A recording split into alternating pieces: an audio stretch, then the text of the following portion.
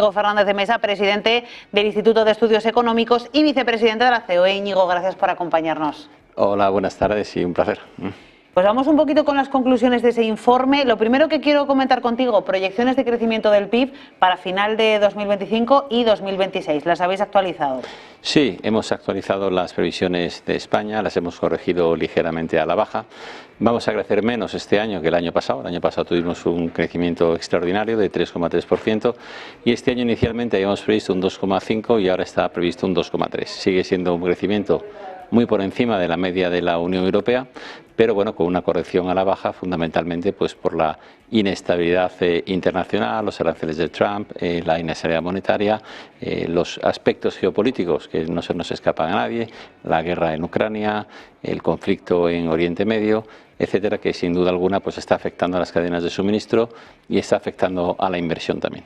Precisamente, Íñigo, a juicio del IEE, ¿cómo se puede mitigar ese impacto negativo que está teniendo la tensión geopolítica y los aranceles sobre el sector de las exportaciones dependientes de los aranceles, que son muy importantes para nosotros? Bueno, en primer lugar, yo creo que es importante negociar a nivel de la Unión Europea un buen acuerdo con Estados Unidos. Los aranceles nos dificultan la economía a todos. De hecho, el crecimiento del primer trimestre americano ha sido negativo porque muchas de las importaciones se han adelantado para evitar estos aranceles, ¿no? Y por otro lado en Europa hemos tenido un crecimiento positivo. Los aranceles son malos para todos, pero creemos que hay que hacer una buena negociación con Estados Unidos donde el nivel de aranceles sea lo más bajo posible. Y en segundo lugar nos tenemos que proteger en Europa profundizando más en todo lo que es crear más Europa. Hay muchos sectores que no hemos todavía llegado al 100% de la integración europea. Por ejemplo, hablo del sector bancario, donde la unión bancaria y la unión de mercado de capitales es fundamental. Hablo del sector de telecomunicaciones, donde tenemos muchísimos operadores en Europa frente a lo que son los operadores en Estados Unidos. En Europa tenemos más de 40 operadores de más de 500.000 usuarios y en Estados Unidos hay 3 o 4 y en China 3 o 4.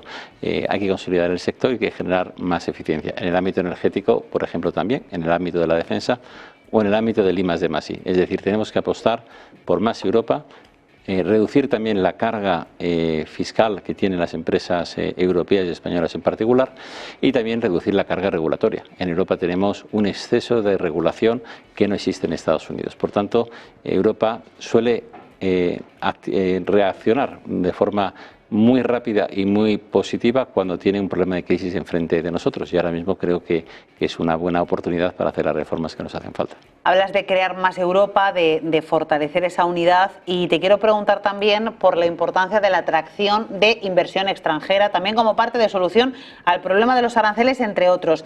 ¿Qué reformas institucionales concretas habéis planteado en ese informe que habéis presentado en el IEE para mejorar nuestra competitividad y atraer la inversión extranjera en un contexto en el que vosotros habéis destacado que la imagen del país se enfrenta a una situación un poco complicada?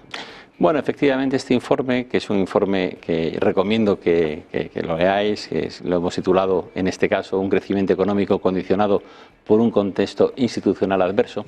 La última parte del informe se centra en unas estadísticas que hemos tomado a través de datos de la OCDE, donde clasifican a los principales países, a los países de la OCDE, los 78 países de la OCDE, cómo están desde el punto de vista de la eficiencia en materia de regulación, es decir, la calidad de la norma.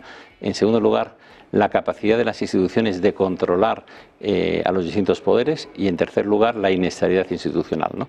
Y en los tres indicadores salimos mal parados, entre comillas, ¿no? En el indicador de calidad de la norma, de ineficiencia regulatoria, salimos de los 38 países, salimos el 12, ¿no? Aproximadamente el 12 con peor nota, ¿no? En el ámbito del control por parte de la sociedad civil, de la prensa libre, de los tribunales, del control de, digamos, por parte de los distintos poderes políticos, salimos también mal parados, el número 16 de 38. Aquí, por ejemplo, el indicador de corrupción es uno de los que peores han evolucionado en los 5 años en España, ¿no?